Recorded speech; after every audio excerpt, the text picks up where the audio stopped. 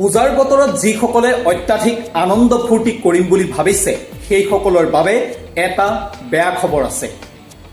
অত্যাধিক আনন্দ ফূৰ্তিৰ বাবে আপোনাৰ পকেটৰ পৰা যাব পাৰে 10,000 টকা, লগতে আপুনি যাব লগা হ'ব পাৰে জেলৰ ভাত খাবলৈ।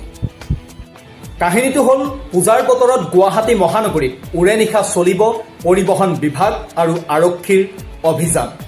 যদিহে আৰক্ষী বা পৰিবহণ বিভাগৰ অভিযানত আপুনি সুৰাপান কৰি বাহন চলাইছে বুলি কেনেবাকৈ ধৰা পৰে, তেনেহ'লে আপুনি ভৰিব লাগিব 10,000 টকা, বাতিল হ'ব আপোনাৰ অনুজ্ঞাপত্ৰ, লগতে আপোনাৰ নামত এটা গোচৰ ৰুজু হ'ব আৰু তাৰ পাছত আপুনি জেল পৰ্যন্ত যাবলগীয়া হ'ব পাৰে। গতিকে পূজাৰ বতৰত আনন্দ ফূৰ্তি কৰক, আপত্তি কাৰো নাই, কিন্তু সুৰাপান কৰি গাড়ী চলাই ৰাজপথলৈ ওলাই আহিব, তেতিয়া বিপদ